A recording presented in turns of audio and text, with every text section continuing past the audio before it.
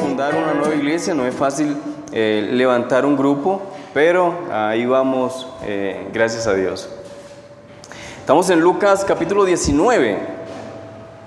Lucas 19. Pero antes de leer el texto, yo quisiera preguntarle, o más bien invitarlo a que usted pensara en algo o en alguien que usted esperaba con ansias, con anhelo, y que llegado ese momento, usted no se enteró ni se dio cuenta que ese algo o ese alguien llegó. Por ejemplo, pasa mucho con el bus, ¿verdad? Cuando uno sale apresurado, cogido de tiempo, está en el paradero del bus, ¿verdad? Esperando el bus, y el bus se pasó, y ese era, y no lo vimos, ¿sí o no? Y ya, le da a uno el pesar de que tiene que esperar unos 20 minuticos más a que pase un segundo bus.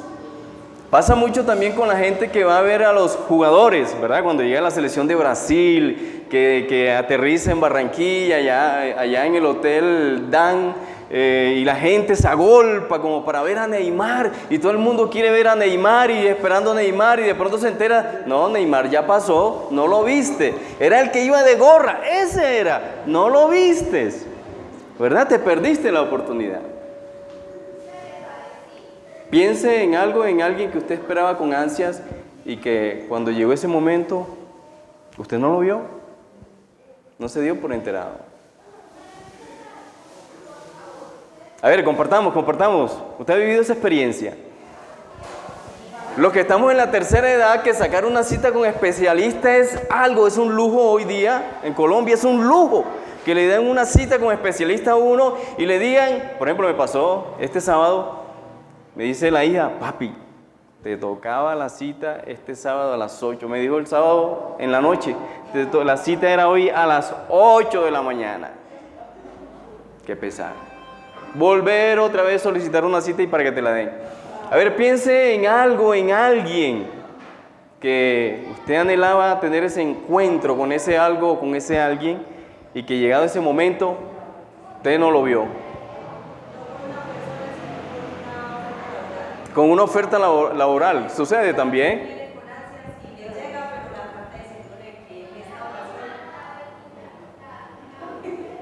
A ver, ¿cómo es la historia? Que usted aplica una oferta laboral que usted así y le espera mucho, pero te llega el correo diciendo gracias por participar en el proceso, pero ya estaba pasando.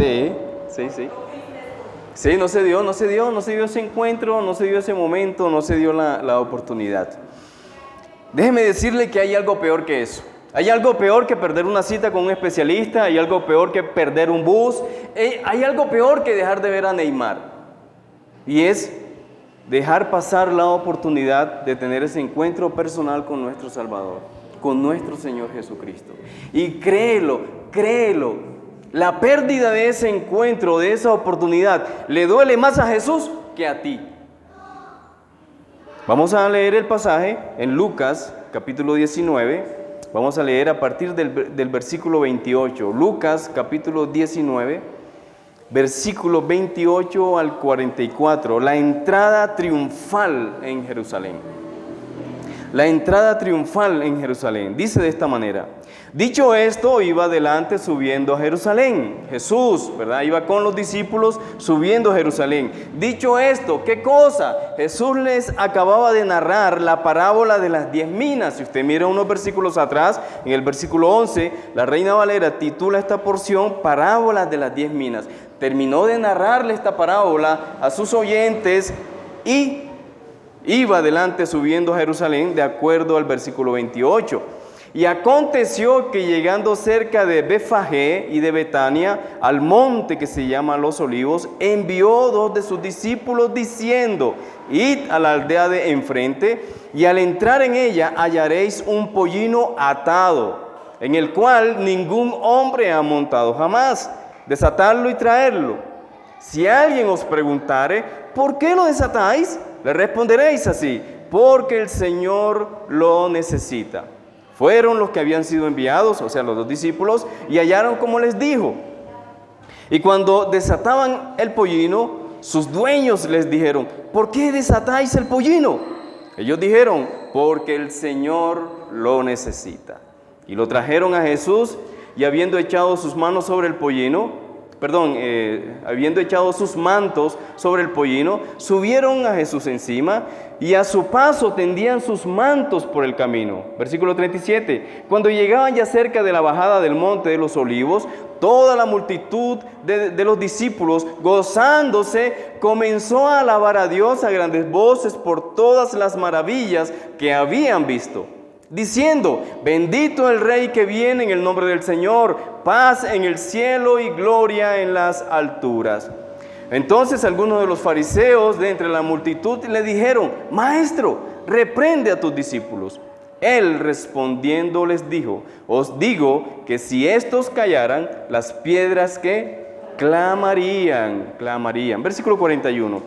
Y cuando llegó cerca de la ciudad, al verla, lloró sobre ella, diciendo: oh, si también tú conocieses a lo menos en este tu día lo que es para tu paz, mas ahora está encubierto de tus ojos, porque vendrán días sobre ti, cuando tus enemigos te rodearán con vallado y te sitiarán, y por todas partes te estrecharán, y te derribarán a tierra, y a tus hijos dentro de ti, y no dejarán en ti piedra sobre piedra, por cuanto no conociste el tiempo de ¿qué?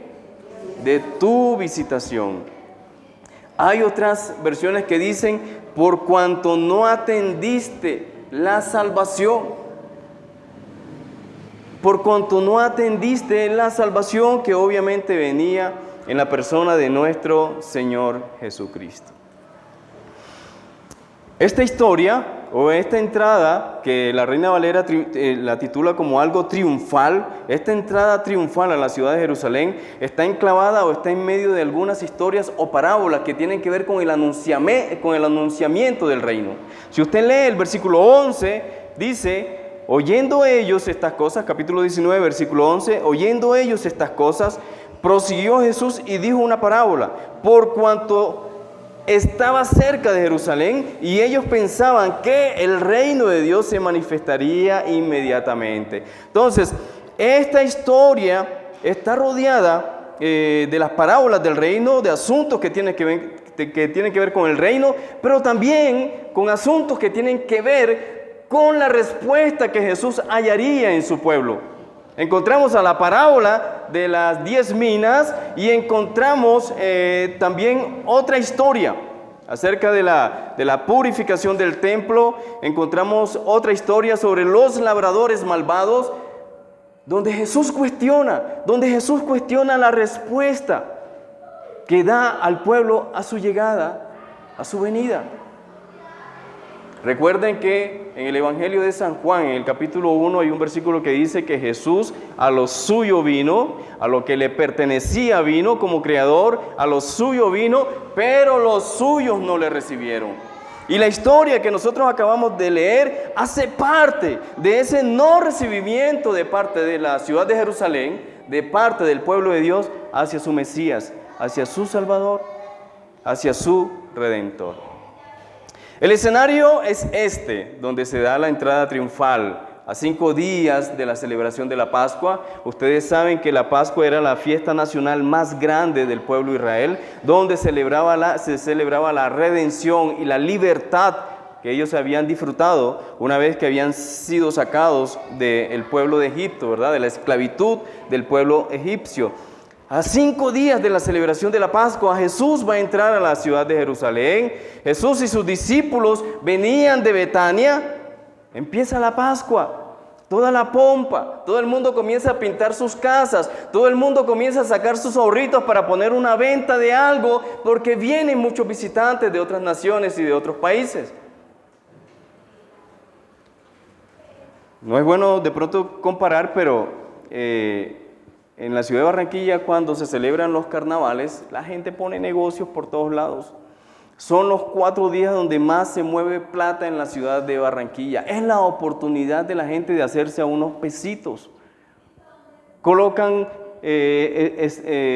mesas donde venden cervezas, gaseosas, venden de todo.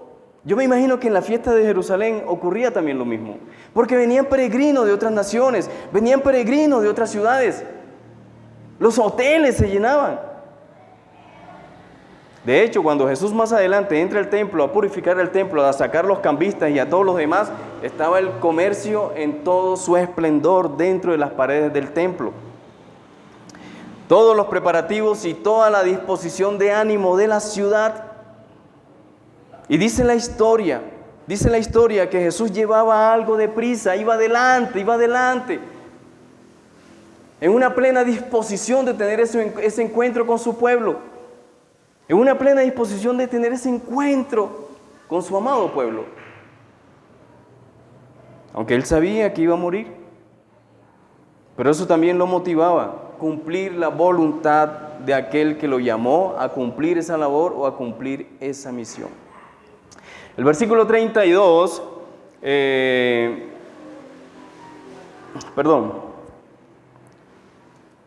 esta historia es el cumplimiento de la profecía que se dio alguna vez en Daniel capítulo 9. La entrada triunfal, la llegada del Mesías a su pueblo, el encuentro de este Mesías y de este enviado con el pueblo al cual había sido enviado. Se estaban cumpliendo las profecías del Antiguo Testamento.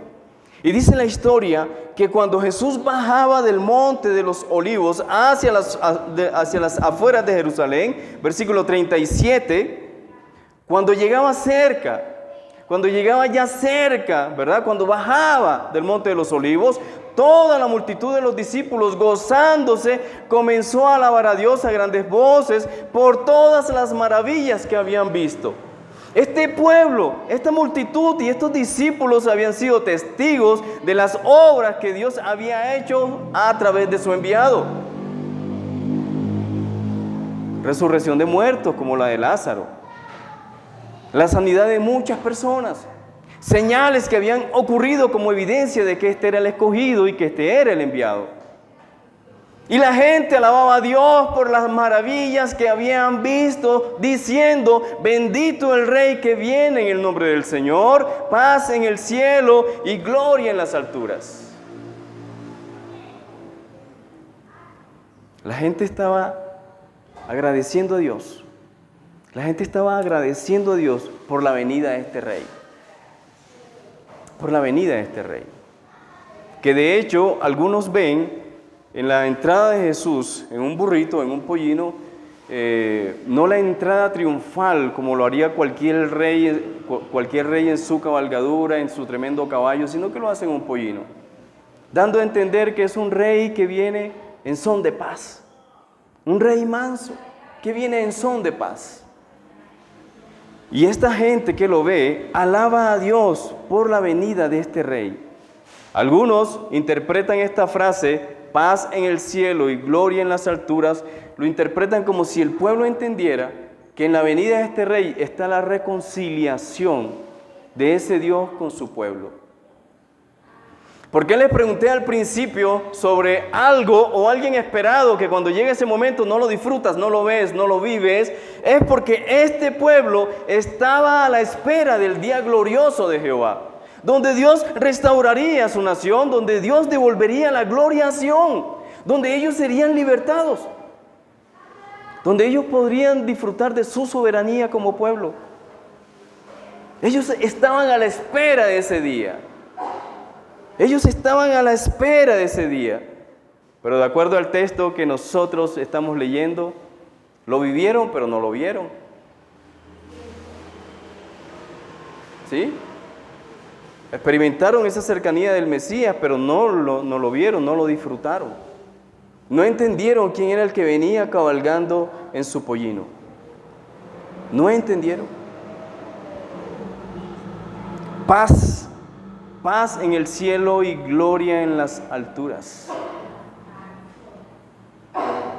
Versículo 41. Cuando llegó cerca de la ciudad, dice el texto que al verla a la distancia lloró.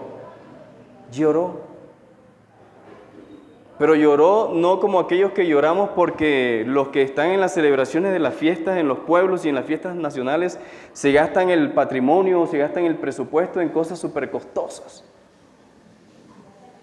Jesús no estaba viendo eso, no estaba viendo un derroche de dinero. ¿Qué vio Jesús que lo motivó a llorar? ¿Qué vio Jesús?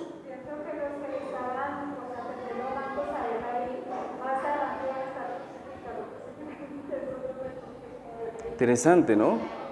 Interesante. Posible muchos de los que estaban ahí dándole gracias a Dios por la venida de ese rey que traería la paz, más tarde estarían, o en pocos días estarían gritando eso: crucifícale, crucifícalo. Recordemos que el término paz para un judío no solamente significa tranquilidad, serenidad, calma, prosperidad, bienestar, significa un bienestar completo, Y eso era lo que ellos posiblemente estaban celebrando a la entrada del Mesías, pero que más tarde lo estaban tirando por la borda al gritar: crucifícalo mejor. Ahora, Jesús sabía que él tenía que morir. No era que no muriera, el error no fue que lo mataran, Jesús debía morir, porque recuerden que sin derramamiento de sangre no hay perdón de pecados, y gracias a la sangre de Cristo hoy hemos sido reconciliados con el Padre. Él tenía que morir. El problema estaba en que no le reconocieron como tal. Posiblemente fue un líder más, posiblemente fue un bandido más crucificado en medio de dos ladrones. ¿De que tenía que morir? Sí, pero también tenía que ser reconocido como tal, como aquel que restablece la paz y la reconciliación entre un Dios que está airado por el pecado y entre un pueblo que está alejado de ese Dios por el pecado. ¿Qué vio Jesús? La hermosura de Jerusalén, el paisaje estupendo. ¿Qué vio Jesús? Una ciudad que dispone sus calles y sus hoteles para recibir a los peregrinos. ¿Qué vio Jesús? El término que se utiliza aquí para decir que Jesús lloró no es un simple lagrimeo, no es un simple sollozo, no es un simple llorar en silencio.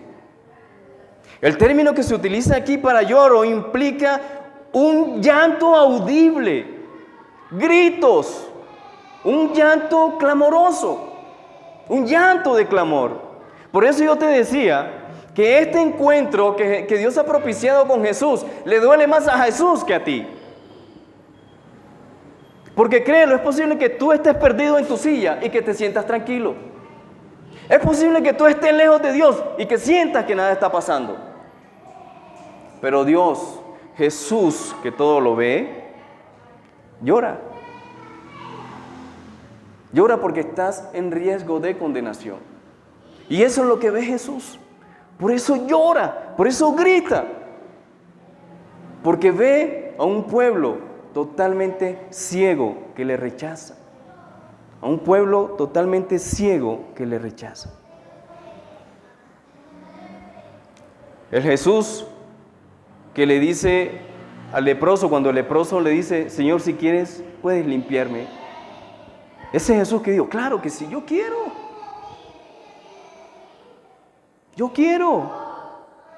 El Jesús que tiene un encuentro con el ciego Bartimeo le pregunta: ¿qué quieres?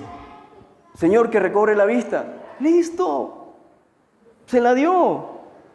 Este Jesús que trae un paquete de regalos para un pueblo y el pueblo dice: no. Un Jesús que está en disposición de entregar hasta su propia vida y su propia sangre por el bienestar de un pueblo, y el pueblo dice: no.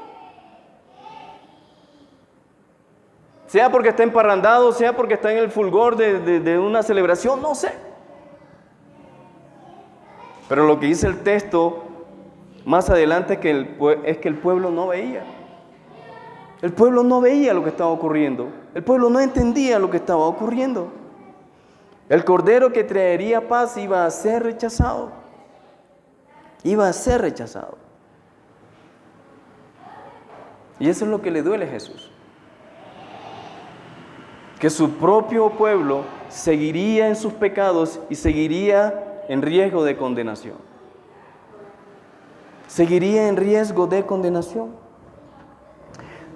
Isaías 53, versículo 5, que es una profecía también sobre la muerte de nuestro Señor Jesucristo, dice que la paz, ¿verdad? Que la paz que hoy nosotros tenemos, que la paz que hoy nosotros disfrutamos con nuestro Dios. Présteme atención a esto. El término paz no significa ausencia de problemas, no significa ausencia de crisis. Eso no es la paz. La paz de la cual habla la Escritura es la reconciliación entre un Dios que por causa del pecado de su pueblo, y el pueblo son enemigos, pueblo y Dios son enemigos a causa del pecado. Lo dice Efesios capítulo 2. Por medio de la cruz, lo que nos distanciaba de ese Dios se fue quitado. Antes no éramos pueblo, ahora somos pueblo. Antes estábamos lejos de Dios, ahora hemos sido hechos cercanos. Antes estábamos lejos o éramos ajenos a los pactos, a los beneficios de Dios, y hoy gozamos de esos beneficios. Esa es la paz que Jesús restaura. Y obviamente cuando uno está con Dios, son más tolerables los problemas, son más tolerables las situaciones difíciles, son más tolerables las crisis. El precio de nuestra paz fue sobre Cristo. Cristo fue el que pagó el precio de nuestra restauración y reconciliación con Dios. El precio de nuestra paz. Y Romanos capítulo 5, versículo 1 dice: justificados pues por la fe en Cristo nosotros somos declarados justos. Justificados pues por la fe, tenemos paz para con Dios. Ese Dios que antes estaba airado por nuestro pecado y por nuestra rebeldía, y que estaba a punto de eliminarnos, en Cristo nos hace aceptos. Decide amarte en Cristo Jesús.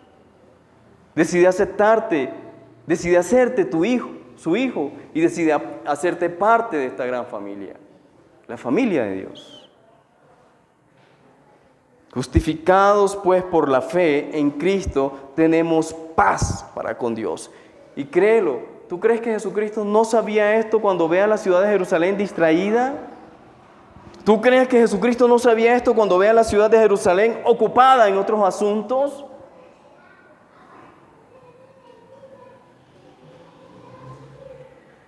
Al verla a la distancia, lloró.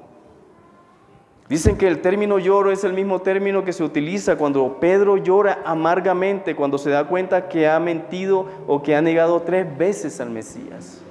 Ese mismo llanto amargo o ese mismo dolor que hubo en Pedro, parece que es muy parecido al llanto que sintió el Señor. No un llanto de amargura, de dolor profundo. Que te lleva como a olvidarte quién está alrededor y soltar tu grito de dolor. Donde las apariencias no importan. Donde el qué dirán no importa. Jesús lloró fuertemente al ver a una ciudad que no le recibiría. De manera que la reconciliación con Dios, la paz con Dios, el bienestar y todas las prebendas y todos los beneficios que podamos obtener de ese Dios están en línea directa con el reino de Dios, que es Jesucristo mismo. Es por la fe en Cristo que somos reconciliados y que somos introducidos en esta relación con el Padre. Mucha gente va a las iglesias cristianas o buscan de Dios porque les dicen que si buscan de Dios los problemas van a desaparecer, que si buscan de Dios las enfermedades van a desaparecer, que si buscan de Dios van a salir de esa crisis. Créelo, Dios es capaz de transformar tu realidad. Dios es capaz de darte todo lo que necesitas. Pero la paz de la que estamos hablando acá es la reconciliación entre los hijos rebeldes y un Dios que los ama y que quiere entrar en relación con esos hijos rebeldes. Lo material siempre va a estar por debajo de lo primordial, que es la relación con Dios. Es la relación con Dios. Jesús no vino a prometernos casa, carro y beca en ningún momento. Jesús fue a solucionar el problema eterno que se dio desde el momento de la caída, cuando Adán y Eva fueron alejados y separados de Dios por su pecado. Y en Cristo el hombre ahora es hecho cercano. Ese es el problema. El problema no es que no tuviesen plata. El problema no era que estuviesen enfermos. El problema era que Jerusalén estaba lejos de su Dios. Estaba lejos de su Dios. De manera que esa cercanía es mediada por nuestro Señor Jesucristo.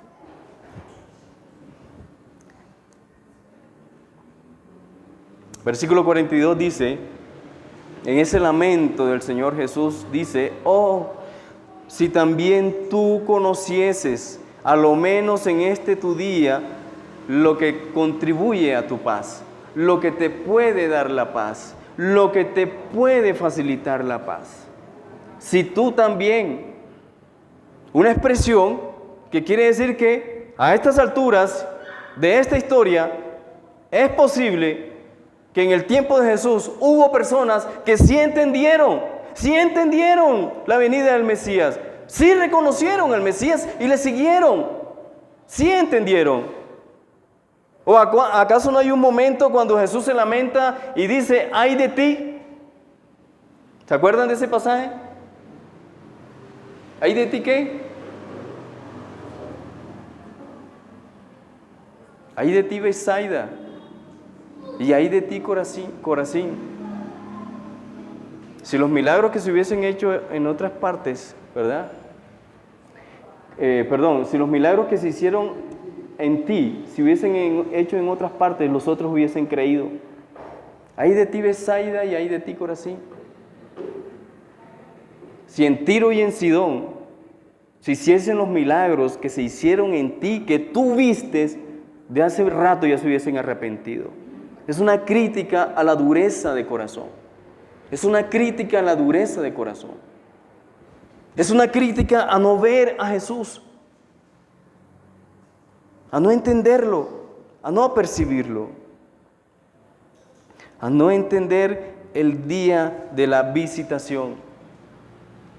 Jerusalén estaba en espera, el pueblo de Israel estaba en espera de ese día glorioso en que Dios restauraría todas las cosas, en que Dios le devolvería el honor y la paz a este pueblo y a esta nación, en que verían la gloria de Dios. Jerusalén estaba en espera.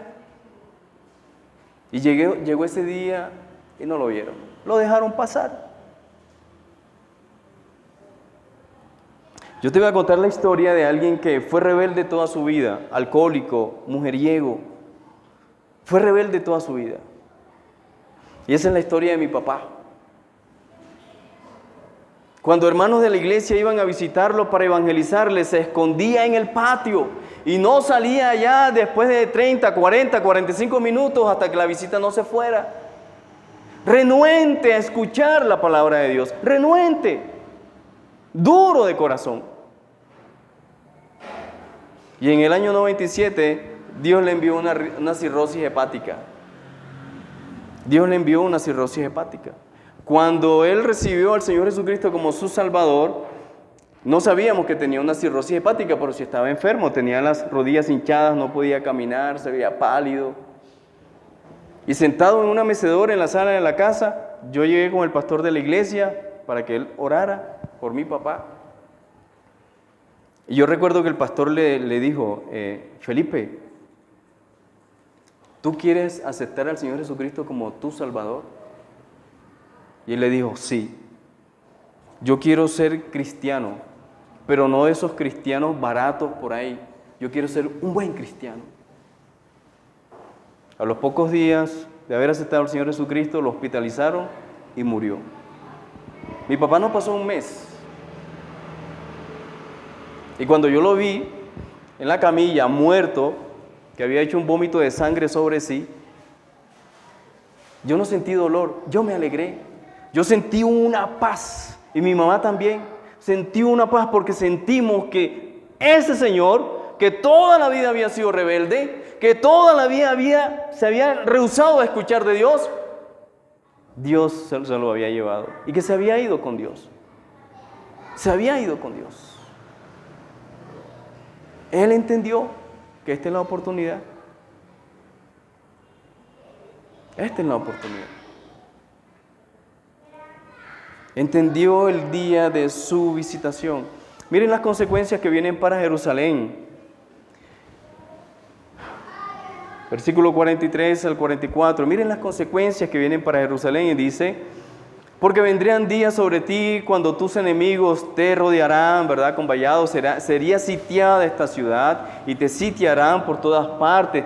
Te estrecharán, te oprimirán, te encerrarán y te derribarán a tierra y a tus hijos dentro de ti, refiriéndose a los muros, ¿verdad? Y no dejarán en ti piedra sobre piedra.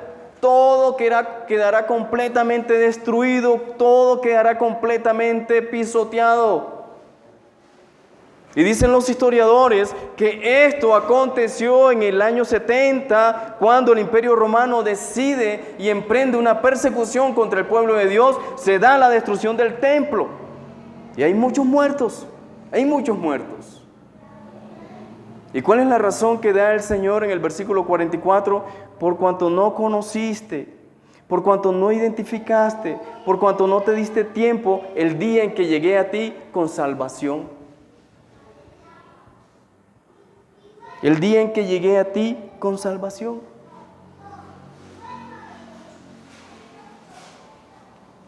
¿Conoces el día de tu visitación? Lo que dice la Escritura en 2 Corintios 6, 2, si alguien lo tiene, lo busque por favor y lo lea.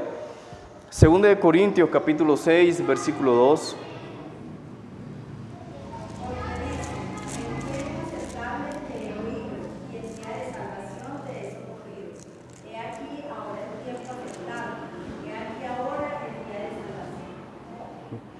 He aquí para ese Dios, he aquí el día oportuno para salvarte, el día oportuno para salvar a la humanidad. Y ese día se inaugura con la encarnación de Cristo y culmina con la segunda venida. Ese día se inaugura con la encarnación de Cristo y se cerrará el día de la segunda venida de nuestro Señor Jesucristo. Estamos en la oportunidad de salvación. No hay más, no hay otra oportunidad y no hay otro día. O es hoy o es hoy. Por lo menos mi papá contó con la suerte de poder tomar una decisión consciente, vivo. Pero ¿cuántos están dejando todo para mañana y que no verán el mañana? Porque serán cortados de raíz y no habrá oportunidad. Es hoy, no es mañana. No es como dicen algunas personas que están jóvenes, no, cuando ya sea viejo, ¿verdad? Le damos ahí el bagazo de nuestros días y de nuestras pocas fuerzas al Señor. Es hoy. Mañana no sabemos. Mañana no sabemos. Porque hoy te puedes sentir rozagante, musculoso, fortachón y todo lo demás, pero recuerda que tú eres como la flor del campo, recuerda que tú eres como una neblina que aparece por poco tiempo y luego desaparece. No sabemos lo que será mañana, dice Santiago. El día de salvación es hoy. Es el día que Dios ha destinado para salvarte en Cristo Jesús. Es el día.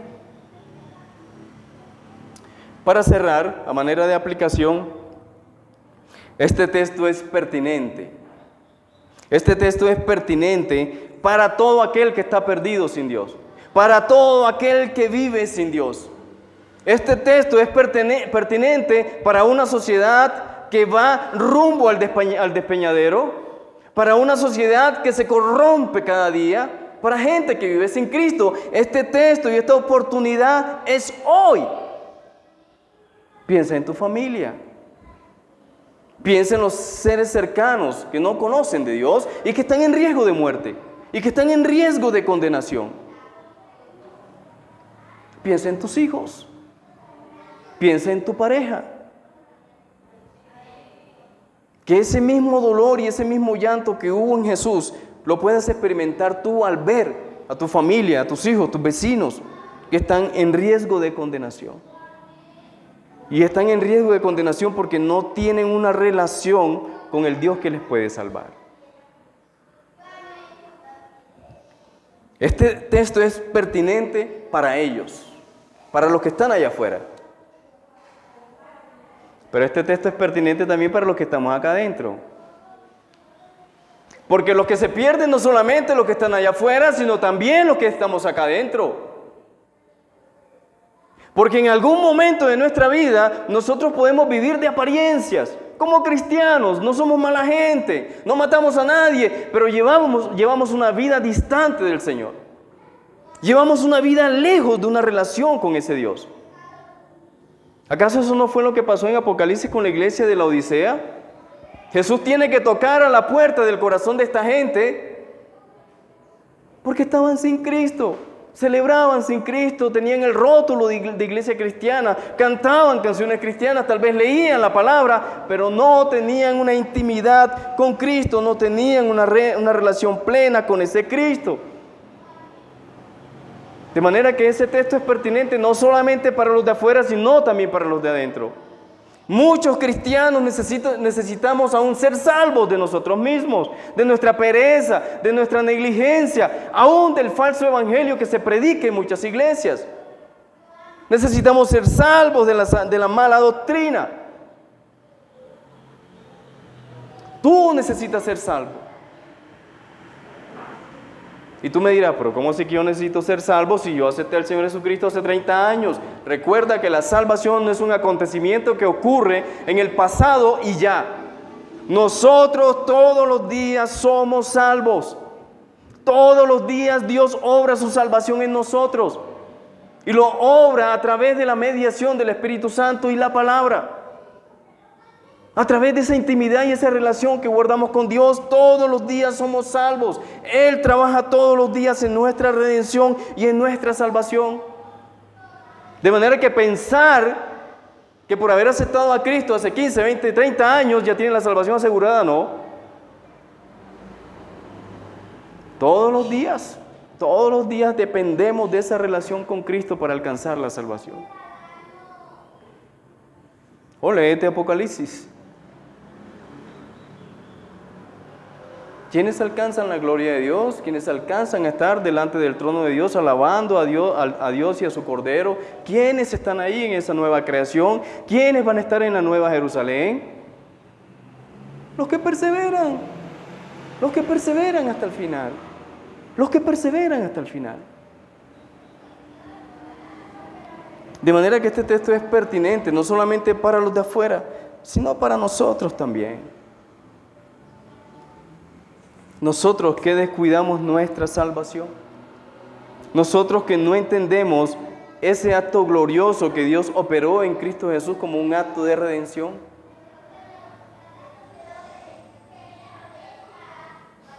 Nosotros que andamos exhibiendo nuestra salvación por una salvación descuidada. Oye, no leas la carta a los Hebreos. La carta a los Hebreos en el capítulo 2 es una advertencia a no descuidar la salvación.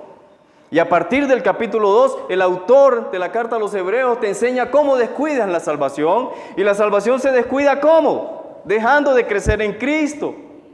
Dejando de crecer en el conocimiento de Dios. Dejando de alcanzar la madurez en Cristo. Dejando de servir en la iglesia. Dejando de enseñar a otros sobre Cristo. De esa manera se descuida la salvación. Dejando de congregarnos.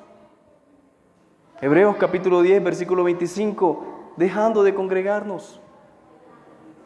Hebreos capítulo 12, permitiendo pequeños pecados en nuestra vida, ocultos que nadie los ve y nadie los sabe.